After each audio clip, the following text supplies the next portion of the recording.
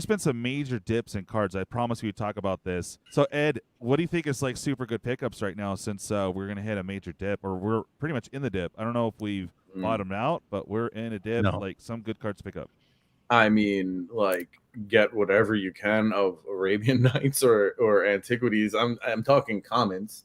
I'm not even talking big stuff. Like, get whatever you can in as high condition as possible. That is going away. They're really disappearing. It's kind of crazy. And I mean, there's a few reserve list cards.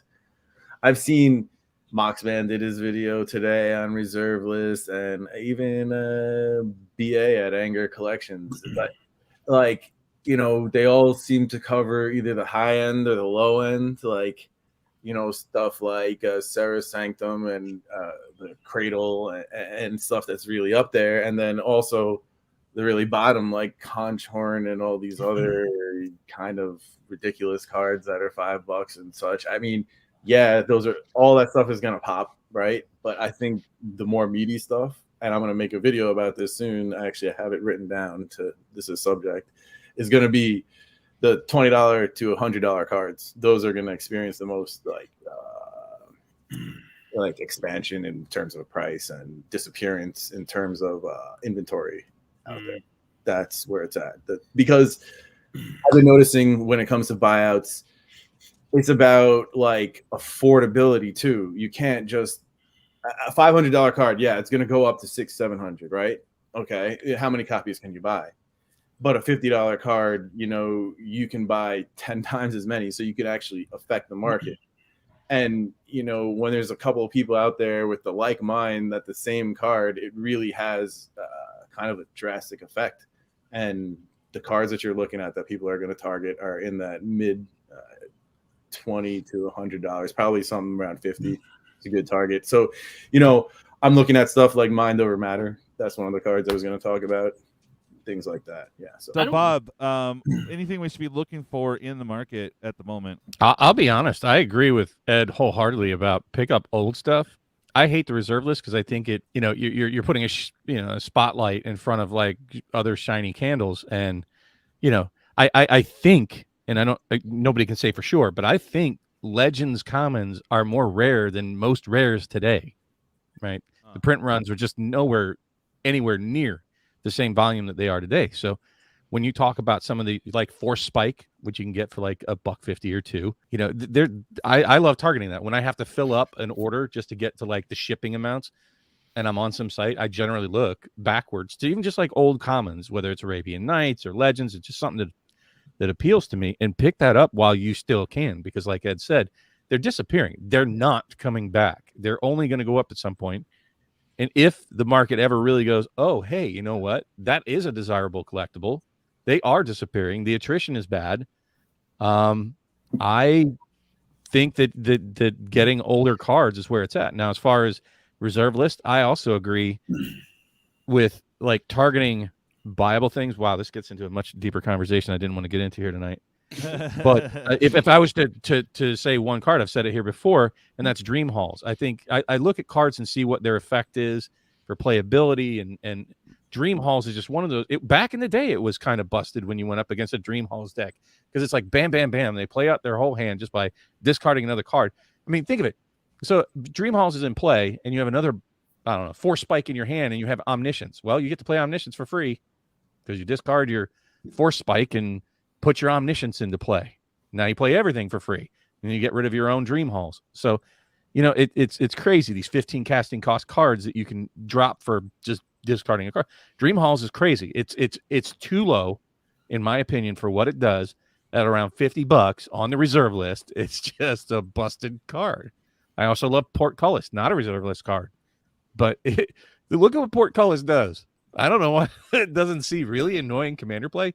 Just so you know, it's an artifact thing. It's forecasting cost.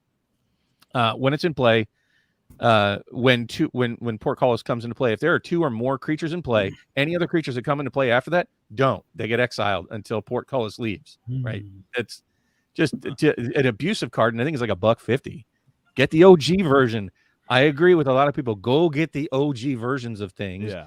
Ultimately, people will catch on that that's where it's at.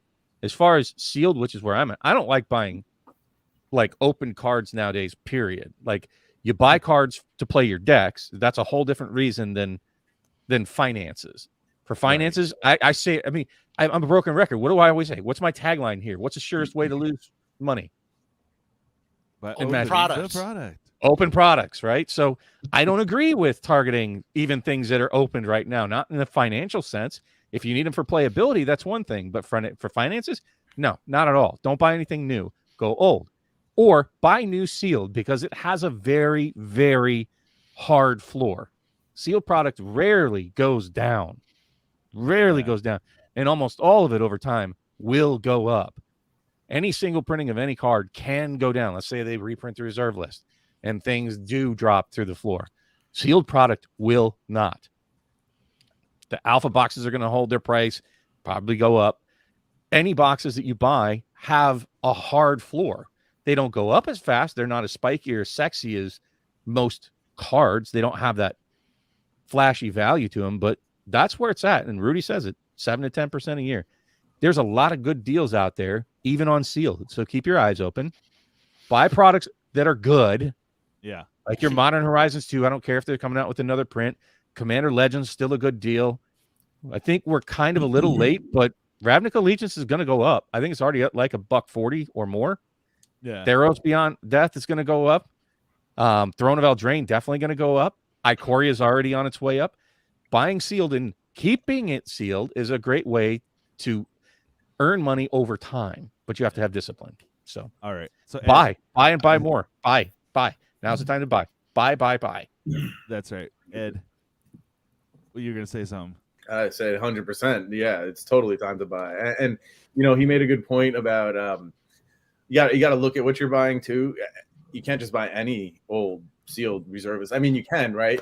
But there are penny stocks and there are blue chips when it comes to old sealed stuff too. And the penny stocks are the ones that will rubber band back after the buyout is over. You know, the blue chips, they will retrace a little bit, but what, 20-30%? They're not going to lose 70% of their value like some of these penny stocks can. So, you know, you can go after boxes of fallen empires and yeah, you're going to make money over time. But like, I think a better target is something like Alliances or Stronghold, you know. Weatherlight. Yeah, Weatherlight. Oh, totally. Yeah, definitely. But, you know, you just got to make a smart decision when investing too. There's affordability, but if you're already spending $1,000 on a box, you know, you might as well spend 2 or 3 and get the right old boxes. You know what I mean? Yeah. It's like a matter of scale. I got some Pauper hot takes for you real quick since you're mentioning it. So I'm just looking over here. MTGGoldfish.com has like a sweet little spreadsheet. I'm not just pulling these numbers out of my head. So Lotus Petal is the most valuable card in Pauper right now at $26.90, whatever. Now, everything's down a little bit, but Pauper's like generally stable. If I were to look at one card out of this that I think could actually, if you're going to try and like get into the Pauper buyouts, check out Hydroblast. All right. This is, no, sorry. I'm looking at the wrong one. Pyroblast is what I want. Nope, my bad. Red Elemental Blast. All the blasts are good. Just blasting away over here. Sorry. Red Elemental Blast. So that's down $1, all right? And it's $4.63. So it's not as good as Pyroblast, which is at $11, but it seems to have the biggest drop, and it's in the top 10 of valuable cards for Pauper. So I think the Pauper's not that bad of a thing to look at, but I don't know how many Pauper cards you'd have to buy it to make it be a viable investment. But I'm going to start tracking this a little bit more, so I'll keep my eye on this. Yeah, it would be fun. No one's doing it, and you know, it is the penny stocks pretty much. You know, if you're not a big baller, you could definitely jump in on some Pauper action and, you know, make that 25 to 50 cents. Yeah, dude. I'll keep hustling.